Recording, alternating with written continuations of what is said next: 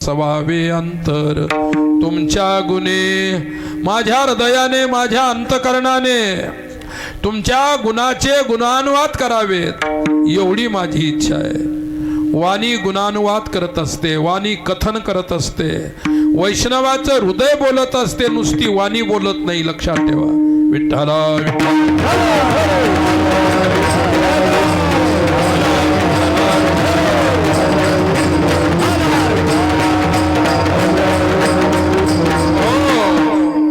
भगवत विस्मृती होऊ नये ही पहिली प्रार्थना आहे. पहिली प्रार्थना आहे. श्री नारदजीने आपल्या भक्ती सूत्रामध्ये तदर्पिता अखिलाचारिता तद्विस्मरणे परमव्याकुलता काय भक्तीची व्याख्या केलेली आहे. तदर्पिता अखिलाचारिता तद्विस्मरणे परमव्याकुलता इति भक्ती ही. एक क्षण जरी भगवंताचं विस्मरण झालं तर मरणप्राय दुःख व्हायला पाहिजे. आपला तर पार परमात्मा विसरून गेलेला असतो. कधीतरी आपला सप्ताह सुरू झाला की लोकांना वाटतं काहीतरी झालं सुरू आपल्या गावात, काहीतरी वाजायला लागलं. चला काय अखंड स्मृती विठ्ठला विठ्ठल.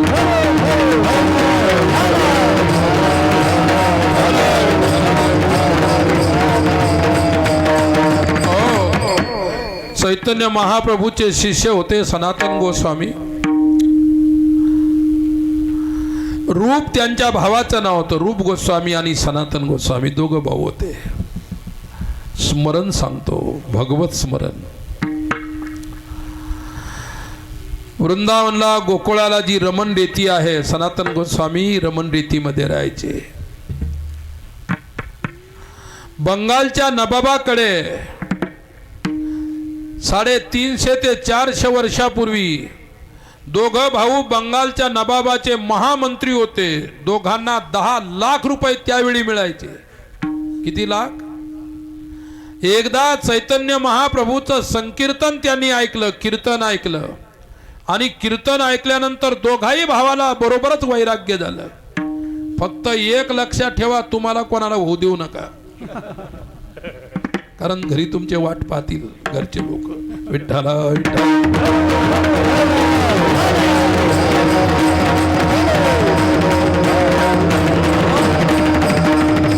आता मी नवल करतो इतक्या वर्षापासून, मी सांगतो, अनेक संत सांगतात, पण एकही पळाला नाही कीर्तनातून. आता पुढे दिसला नाही. सकाळी रात्रभर टाइम आहे तुम्हाला पळून जायला. अशी घटना घडू देऊ नका. पळून जायची सोपं नाही. लक्षात ठेवा. त्याग भगवत अनुग्रहाने होत असतो. कोणाच्याही हृदयात त्याग वरण करत नाही. कोणाचंही हृदय त्यागाला वरण करत नाही. जोपर्यंत भगवत अनुग्रह त्याच्या हृदयावर होत नाही तोपर्यंत त्यागाचा जन्म होत नसतो. लक्षात ठेवा. भक्तीची आवड, भक्तीच्या विषयी प्रेम, भक्तीमध्ये त्या ठिकाणी संपूर्ण जीवनाचं समर्पण, आणि त्यावेळी कुठेतरी त्यागाचे भाव जन्माला येत असतात. आणि त्याच्या अंतकरणामध्ये त्याग जन्माला आला, त्याला जिवंतपणी ब्रह्मानंदाची अनुभूती भोगायला मिळत असते. विठ्ठला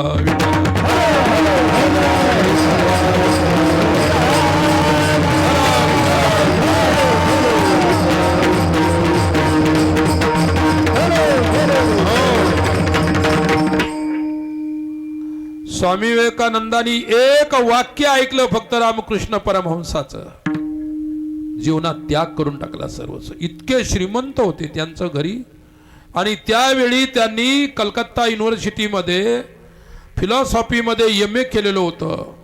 घरची श्रीमंती होती, पण साधूचा शब्द कानावर आल्याबरोबर वैराग्य झालं. त्याला भाग्य लागतं. काना वचनाची भेटी सरिसाची पै किरीटी वस्तू होनी उठी कौने की जो. विठ्ठला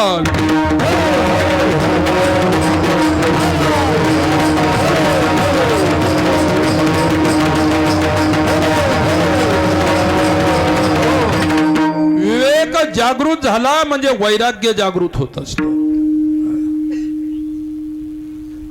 विवेका वाचोनी कही ज्ञानेशी तगनेची नाही. काय जोपर्यंत विवेक होत नाही तोपर्यंत ज्ञान आणि वैराग्य टिकत नसतं. लक्षात ठेवा. म्हणून विवेकासहिता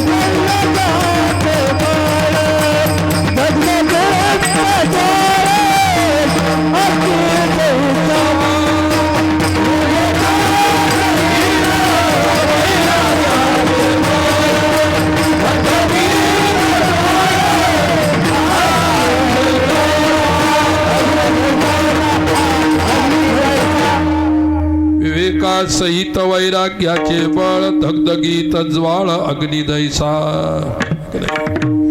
अधिकाऱ्याच्या लक्षणामध्ये विवेक, वैराग्य, समाधी, षटक आणि मुमुक्षुत्व सांगितलेलं. विवेक 1 क्रमांकावरती आहे, नंबर 2 ला वैराग्य आहे.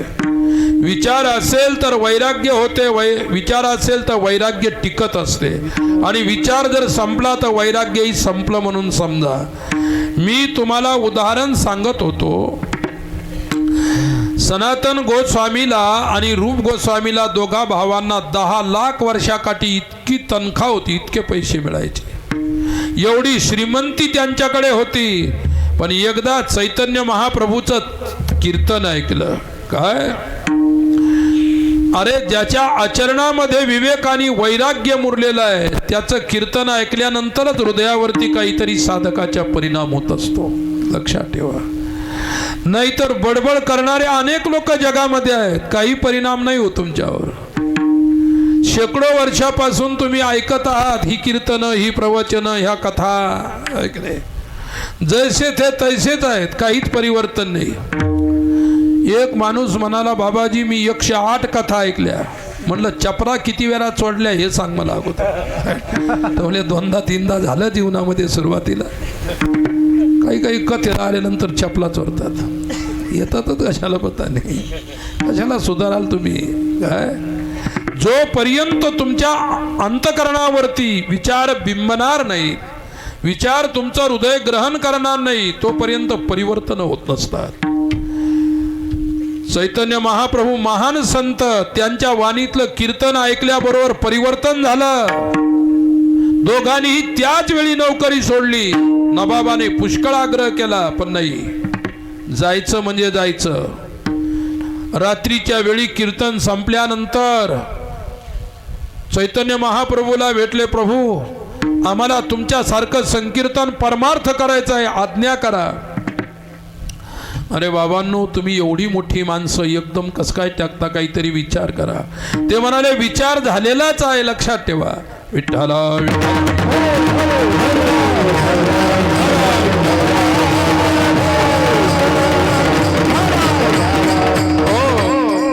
मी दिल्लीला शिकायचो, तर कधी कधी हरियाणामध्ये जायचो सुट्ट्या असल्या की. तिथे कैथल नावाचं गाव आहे, मोठा आश्रम आहे तिथे, आणि त्या आश्रमाला 1000 एकर जमीन.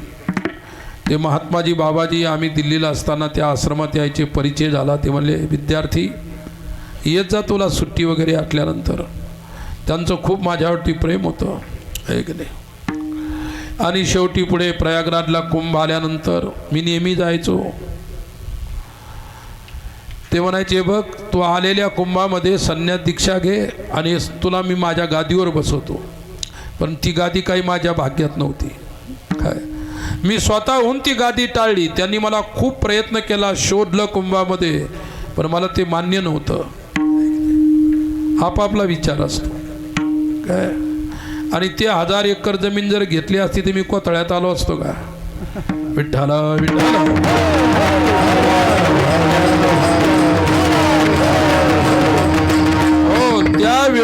आश्रमाला 4 अँबॅसिडर कार होत्या. अँबॅसिडर त्यावेळी विशेष कार मानल्या जायची.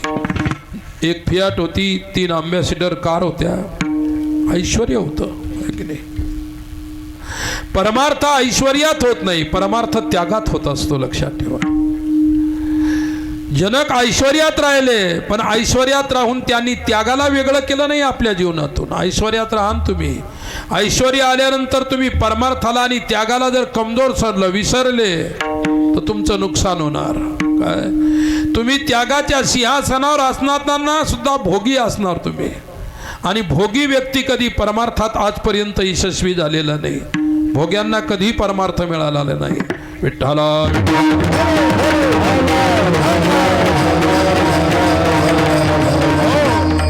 सनातन गोस्वामीने सोडला त्या ठिकाणी संसार. त्यांचं लग्न झालेलं नव्हतं दोघांचंही, त्यांना काही मुलं बाळ नव्हते, काही नव्हते. ती त्या ठिकाणी त्याग झाला. चैतन्य महाप्रभूनं सांगितलं की तुम्हाला टिकायचं असेल तर वृंदावनला जा. वृंदावन वैष्णवाची भूमी आहे. वृंदावनच्या भूमीमध्ये वैष्णवाच्या रजकणाने पावित्र्य निर्माण झालेले गोपी वैष्णव होत्या, गोपाळ वैष्णव होते.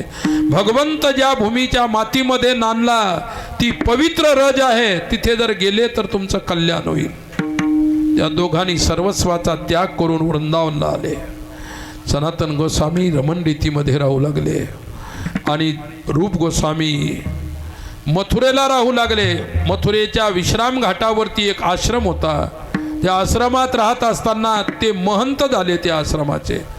आणि सनातन गोस्वामी त्याच विरक्तीनं आपलं जीवन जगू लागले. वारंवार हाची न पडावा विसर, हे सांगत आहे विठ्ठला.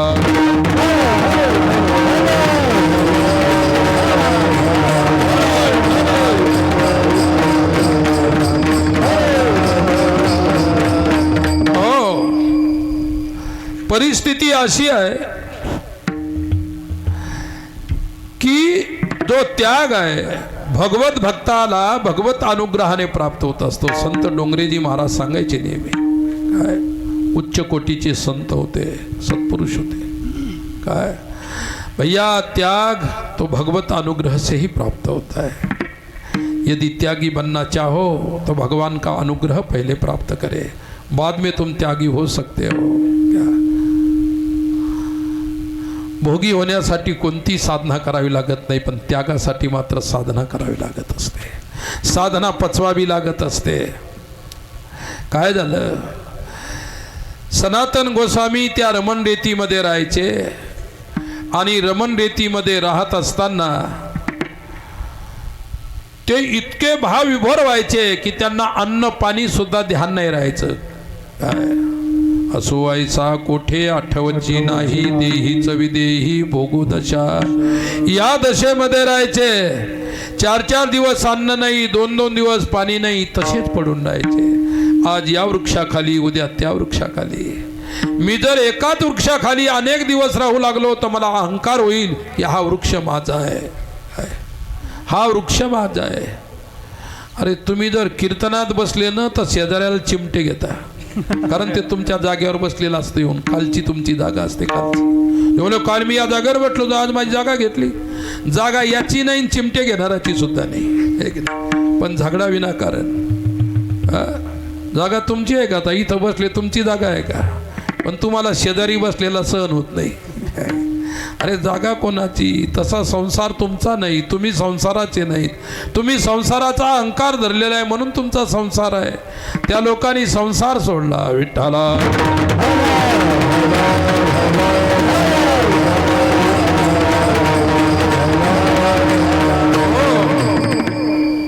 एके दिवशी सनातन गोस्वामीवर अशी दशा, अशी परिस्थिती आली की अन्न नाही. कितीतरी दिवस काड्यांसारखे असे वाळून गेले हातपाय, पोट सुकलेलं, चेहरा सुकलेला.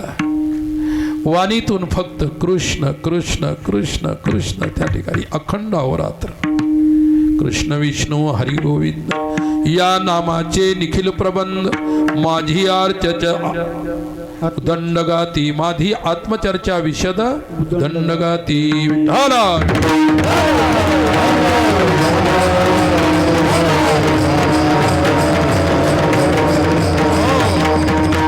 अवस्था झाल्यानंतर मरणासन्न अवस्था झाली, कोणीतरी रूप गोस्वामीला सांगितलं की तुमचे बंधू मरायला टेकलेले आहेत, ते मृत्यूचे दिवस मोजत आहेत, त्यांना एका जागेवरून उठता सुद्धा येत नाही अशी अवस्था आहे. त्या दिवशी त्यांचे बंधू जे महंत झाले होते त्यांनी आपल्या आश्रमातून गाईच्या दुधाची खीर, पुरी, सब्जी म्हणजे भाजी, मिष्टान्नाचा डब्बा तयार केला आणि नेला. आणि सनातन गोसावी एका निंबाला टेकलेलं त्यांचं शरीर होतं.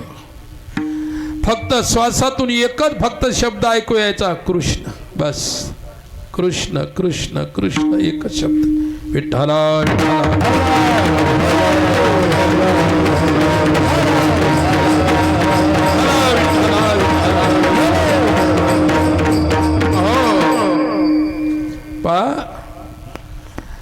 रूप गोस्वामी ज्यावेळी ते अन्नाचा डब्बा घेऊन आले भोजनाचा, कहा भैया भैया, भैयाचा आवाजच खोल गेला होता. ते बोलू शकत नव्हते, नुसते टुकमुक टुकमुक टुकमुक डोळे उघडे होते, पाहू लागले. आणि फार कोशिश केल्यानंतर म्हटलं कोण आहे? रूप. रूप गोस्वामीनं त्यांच्याकडे पाहिल्यानंतर त्यांचं हृदय भरून आलं. काय अवस्था आहे, मी महंत झालो काय, मी तर चांगला तगडा ताजा तवाना झालेलो आहे की नाही, खाऊन पिऊन मस्ती. ते सुद्धा अतिशय विद्वान होते रूप गोस्वामी, सामान्य नव्हते. विठ्ठला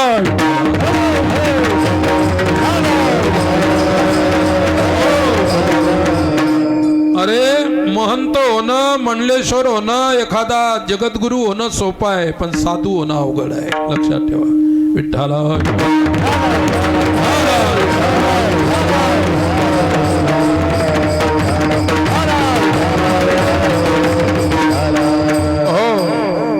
संपूर्ण विश्वाला ज्यांनी सहन केलं त्याच्या जीवनामध्ये साधुत्व आहे. काय मुक्ताई म्हणतात, योगी पावना योगी पावना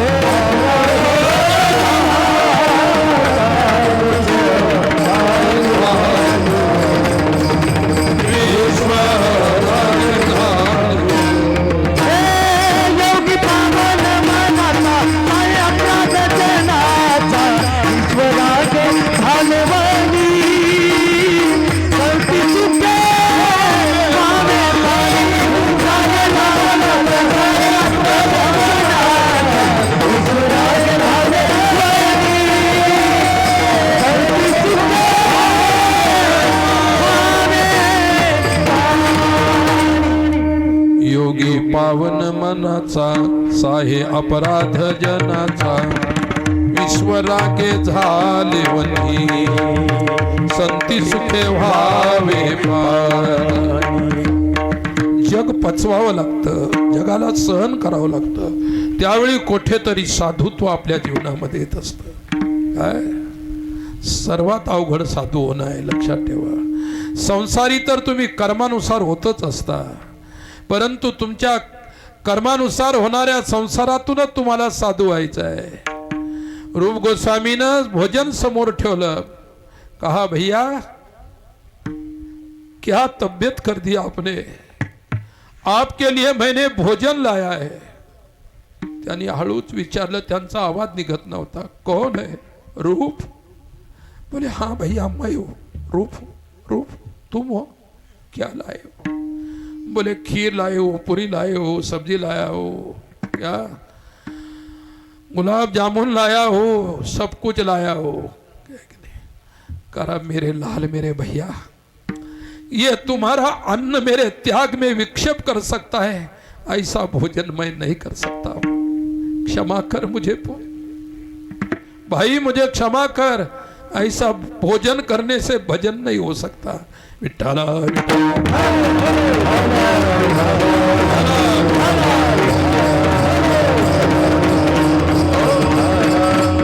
म्हणून सांगत असतो की भाजीवरची तरी पेल्यानं भजन होत नसतं, लक्षात घ्या।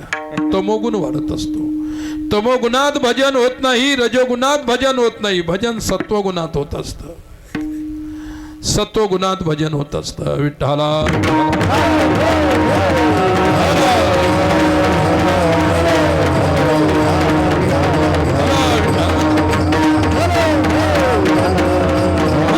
त्याच वेळी प्रेम वाढत असतं भजनामध्ये। प्रेमाविन भजन हाकाविन मोती, अर्थाविन पोथी वाचो निकाय, ठाकलो से द्वारे ठाकलो से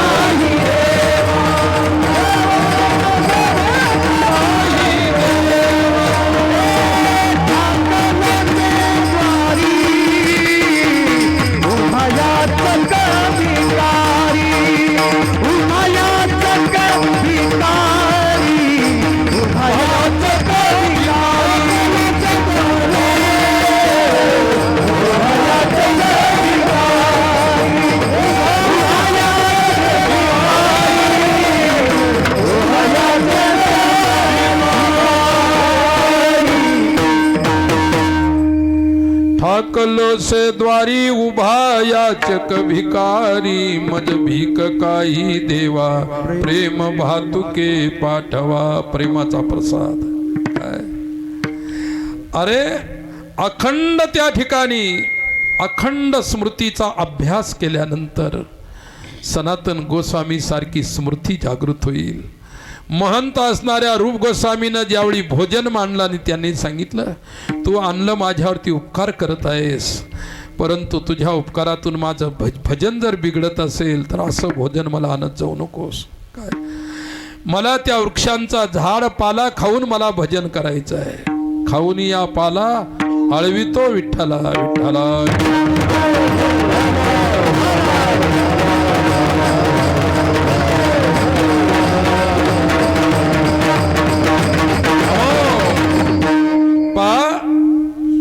हे जीवन वैष्णवाचं आहे, त्यांनी ते अन्न घेतलं नाही।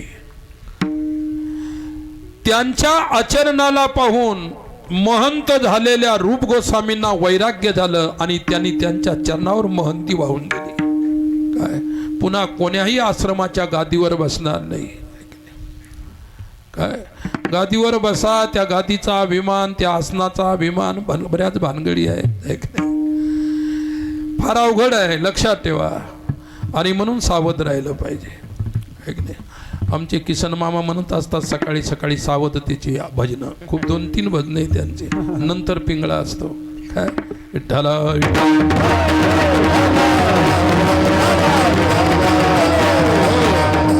जागरे जागल्या बाई, आता जागा रे भाईयानो जागा, आता जागा रे भाईयानो जागा,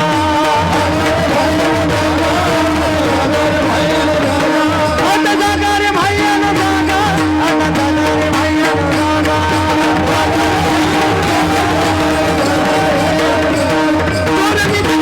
दोन्ही भागा,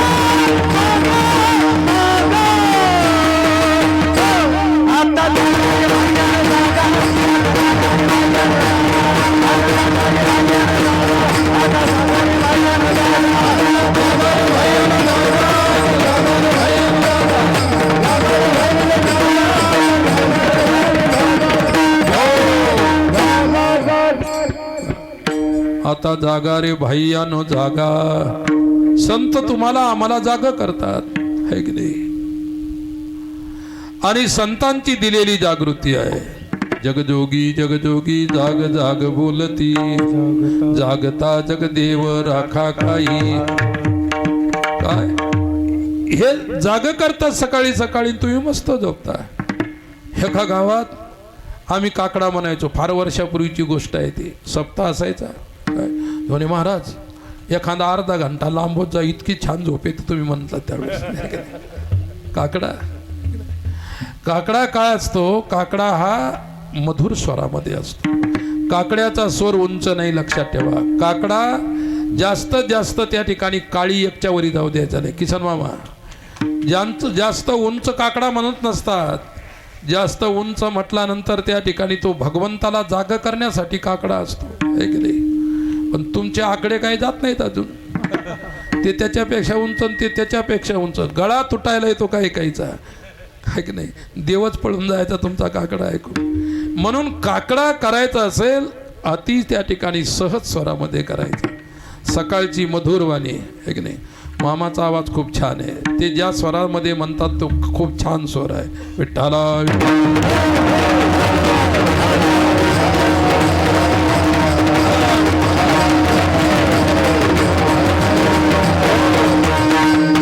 मी सुद्धा सतत 10 वर्ष काकडा म्हणला. किती वाजता उठायचो किसन मामा? 3 वाजता. 3ला सुरू करायचो तर 6 6:30 पर्यंत काचला चालायचा.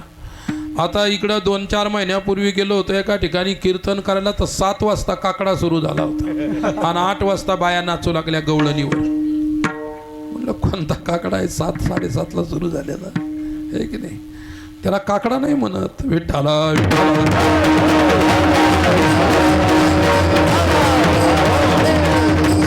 सनातन गोस्वामी सारखं वैराग्य जर जाग ठेवायचं असेल तर वारंवार हाची न पडावा विसर, वसवावे अंतर तुमच्या गुणी. काय चित्ती तुझे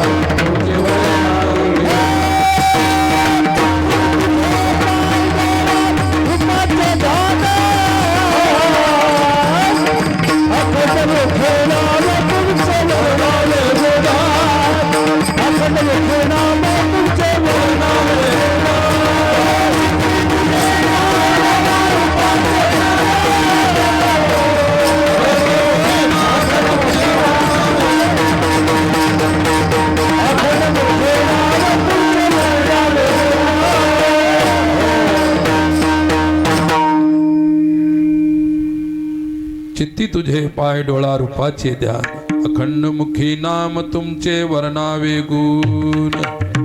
हेची एक तुम्हा मागतो मी उचित ते करा भाव जाणूनी खरा. एवढी तुमच्या चरणावरती मागणी आहे. उचित असेल तर द्या, नाही तर देऊ नका देवा. संतांची साधूची कोणती मागणी नसते.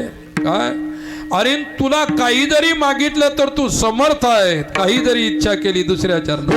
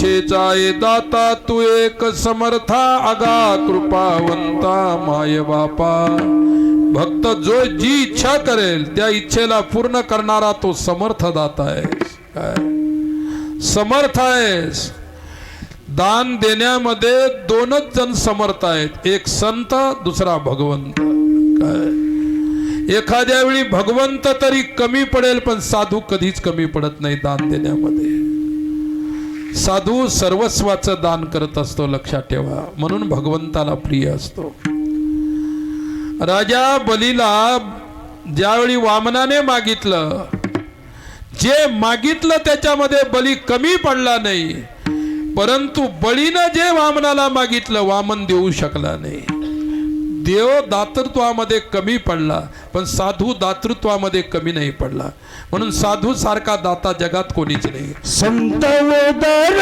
उदर संत उदर उदर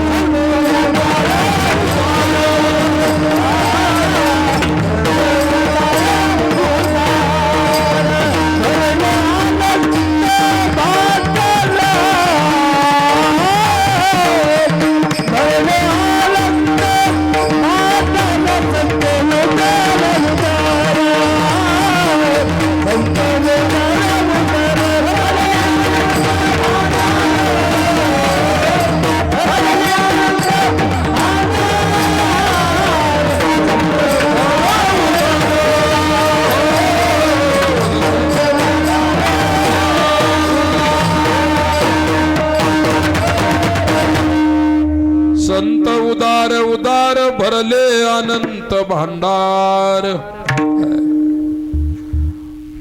भक्तीच्या धनाचं भांडार ज्ञानाच्या धनाचं भांडार लौकिक मात्र भांडार साधू जवळ नसतं लौकिक भांडार ईश्वराच्या जवळ असेल कदाचित ईश्वर तुम्हाला ऐश्वर्य प्रदान करेल काय परंतु ऐश्वर्यपती भगवान ज्या दानाने मिळतो ते दान साधू करत असतो म्हणून साधूच्या दानाची विशेषता आहे इच्छेचा ये दाता तू एक समर्था तुकोबाराय भगवंताला म्हणतात जी आम्ही इच्छा करू तू समर्थ आहे विठ्ठला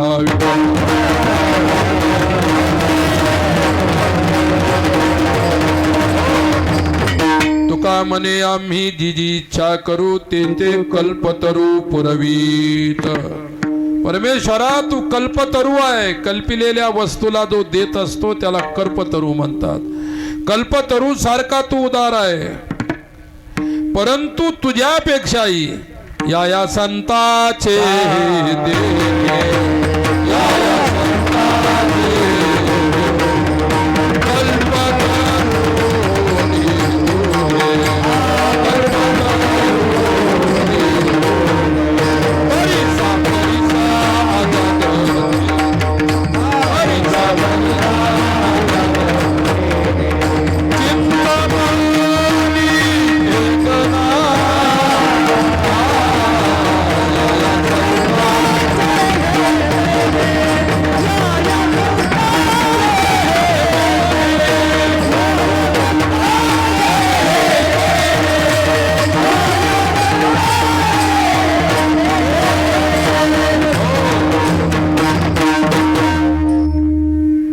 या संताचे दिने कल्पतरू होनी दुने परिसा परिसा आगाद देने चिंतामणी ठेंगना या संताचे हो कल्पतरूपेक्षा दुना म्हणजे डबल देऊ शकतात चिंतामणी देऊ शकत नाही कल्पतरू देऊ शकत नाही परीच देऊ शकत नाही काय जे परिसही देऊ शकत नाही ते साधू देऊ शकतात काय अरे परीस लोखंडाचं सोनं करतो पण लोखंडाला परीस करू शकत नाही म्हणजे परीस सुद्धा देण्यामध्ये कमी पडला लक्षात घ्या साधू त्याच्यापेक्षा महान आहे कल्पतरू तळवटी जो कोणी बैसला काय उने त्याला सांग जोजी एक साधू तुकोबाराय म्हणतात तू समर्थ आहेस कोणाला म्हणतात आगा पांडुरंगा माय बापा तू मायबाप आहेस, तू पांडुरंग आहेस. अगा या शब्दानं प्रेम दर्शविलेलं आहे. अगा या शब्दानं भक्त आणि भगवंताचा अभेद दर्शविलेला आहे. अगा या शब्दानं दोन्हीची जवळीक दर्शविलेली आहे. सामिप्य दर्शन घडवलेलं आहे. असा अगा शब्द आहे विठ्ठला.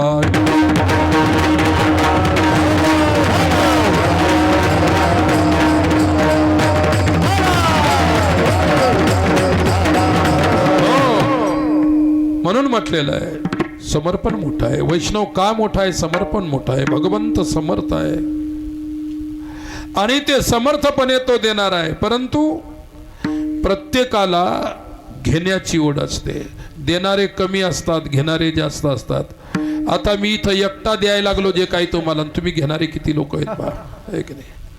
मी एकटा तुमच्या सर्वांशी बोलायला लागलो आणि तुम्ही घेणारे अनंत स्वरूपात आहात. घेणारे अनंत स्वरूपात आहेत. परंतु जो अनंत स्वरूप भगवान आहे तो अनंतांना देऊ शकतो. एवढं सामर्थ्य त्याच्यामध्ये. म्हणून तो समर्थ विठ्ठला.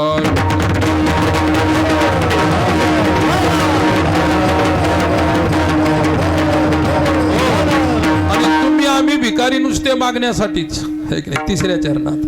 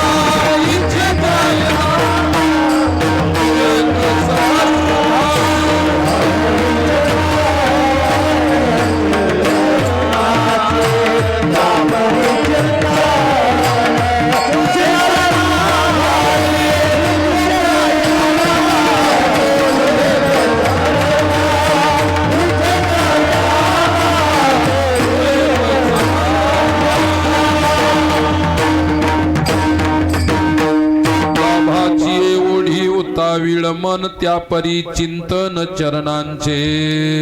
काय लाभासाठी मन तळमळत आहे. लाभ ऐसा लाभ बाधा गाठी, विठ्ठल पायी पडे मिठी. असा लाभ प्राप्त करा. देखे आत्मलाभा सारिखे, गोमटे काहीच न देखे. मनोनी भोगाविषयीखे, हरिचे जेना. लाभस्तेषाम जयतेषाम कुततेषाम पराजय. प्रत्येक व्यक्तीला लाभ, यश, कीर्ती या गोष्टी प्राप्त करण्याची अभिलाषा असते. परंतु ते प्राप्त करण्यासाठी तेवढा दर्जेचा परमार्थ लागेल. जेवढी तुमची मागणी जेवढ्या ज्या दर्जेची आहे त्या दर्जेचा परमार्थ लागेल, है की नाही? अरे सोन्याच्या दुकानात गेले 5, 10, 50, 100 रुपये घेऊन जायला जमत नाही. भाजीपाल्यात गेले तर 10 रुपयाची सुद्धा भाजी येते, है की नाही? सोन्याच्या दुकानात गेले, द्या 10 रुपयाचं सोनं, है की नाही? अरे बिस्किटचे चॉकलेट सुद्धा 10 रुपयात येत नाही. काही काही चॉकलेटची 25-25 रुपये किंमत आहे. विठ्ठला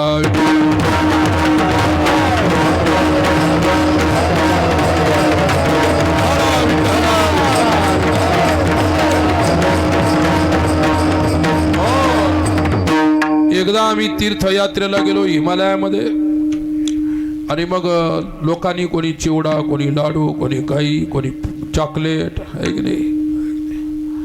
आणि थोडंसं तोंडही खराब पडलं होतं, थोडं थकल्यासारखं झालं. ते म्हणे महाराज घ्या चॉकलेट. लोक महाराजांना सुद्धा चॉकलेट द्यायला घाबरत नाहीत. विठ्ठला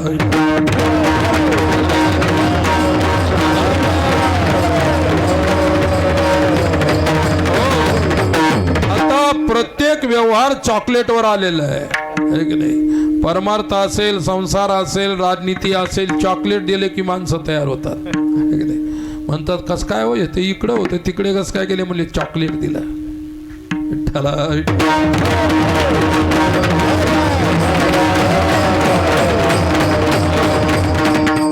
मी खोटं चुकीचं नाही सांगत, नाही तर पितळे साहेबांना विचारा, चॉकलेट दिल्यानंतर कुठं जात असतात माणसं. विठ्ठला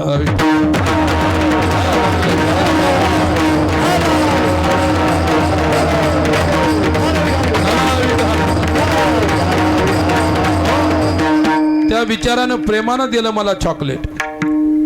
माझ्या शेजारी एक साहेब बसले होते, म्हणले बाबा त्याच्यावरचे कंटेन्स वाचा तर खा.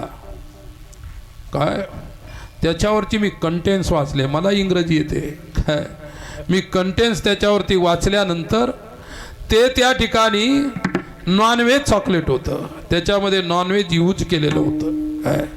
पण आपण घेतो ना खातो पाहत नाही, म्हणून कोणतंही चॉकलेट खात असताना त्याच्यावर काय लिहिलेलं आहे तुम्हाला कळत नसेल तर ज्याला कळतं त्याला विचारा. तुम्ही माळकरीन खायचे नॉनव्हेज चॉकलेट खायचे. विठ्ठला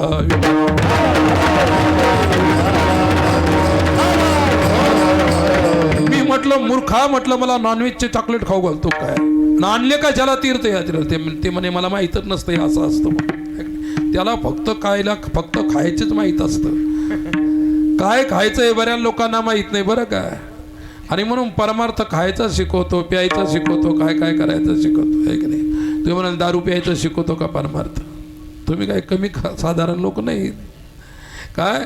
परमार्थ दारू सोडायचं शिकवतो, प्यायचं नाही शिकवतो. एकदा आम्ही जिंतूरून असं चाललो, तिकडे जालन्याला कार्यक्रम होता, आणि मग आम्ही संध्याकाळचं भोजन एका भक्ताकडून बनवून घेतलं आणि एका शेतात बसलो. शेतात बसलो, संध्याकाळची वेळ, बसलो असं काळ्या शेतामध्ये. आमच्या शिदोऱ्या सोडल्या आणि त्या शेतामध्ये एक आखाडा होता, त्या आखाड्यावर 4-5 पत्राचं एक खोली होती, त्याच्यात एक माणूस उभा होता. तिथं एक रस्त्यानं चालला होता. म्हणे चाललाच कुठे? ते म्हणाले मी डब्बा आणायला चाललो, भोजनाचा डब्बा. ते म्हणला माझा सुद्धा डबा घेऊन ये, सोबत 90 घेऊन ये. मी कधीच ऐकली नव्हती, म्हटलं 90 काय भानगड असेल. तो जोरा 3दा मला 90 घेऊन ये बरं, विसरशील 90 घेऊन ये. म्हणजे डब्बा तर कळाला आपल्याला जेवणाचा, पण 90 काय तुम्ही हसले म्हणून तुम्हाला माहिती येते. विठ्ठला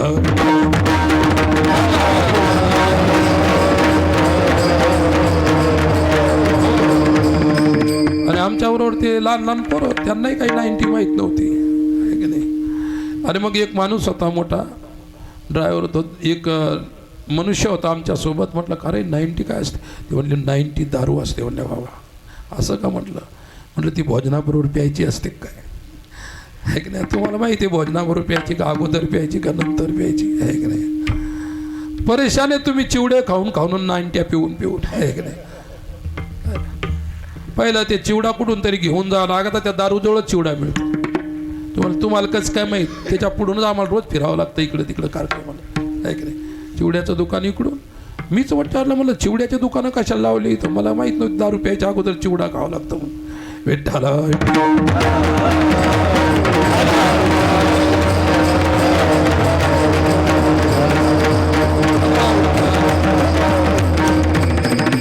मला एवढं सांगायचं की लाभाची या ओढी उतावीळ मन, काहीतरी उत्तम लाभाची प्राप्ती व्हावी या आशेनं वैष्णव तळमळत असतो.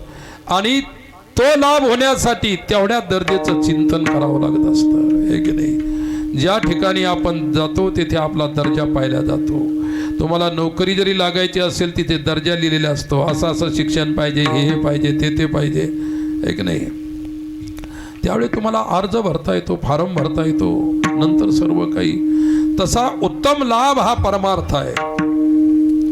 परमार्थाचा उत्तम लाभ, भगवत प्राप्तीचा उत्तम लाभ, बोध प्राप्तीचा, ज्ञान प्राप्तीचा उत्तम लाभ जर तुम्हाला करायचा असेल तर चिंतन करा. आत्मावारे श्रुतव्य दृष्टव्य निधिध्यासितव्य. आत्म्याचं स्मरण, चिंतन, श्रवण, चिंतन करा. एक दिवस तुम्हाला तुमचा उत्तम लाभ मोक्ष मिळाल्याशिवाय राहणार नाही. शास्त्र सांगते चतुर्विध पुरुषार्थेषु मोक्ष एव परम पुरुषार्थ. 4 पुरुषार्थामध्ये मोक्ष हा परम पुरुषार्थ आहे आणि मोक्ष हा परम पुरुषार्थ हा सर्वात मोठा लाभ आहे. विठोबा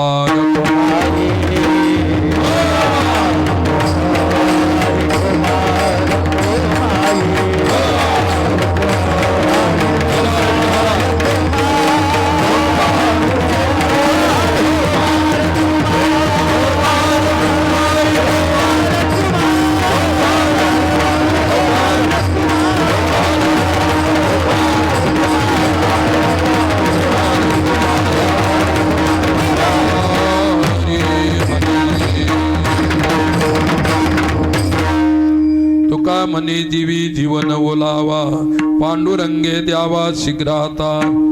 जीवी म्हणजे अंतःकरणामध्ये, जीवन म्हणजे त्या ठिकाणी जल, जीवन म्हणजे प्रेमरूपी जल.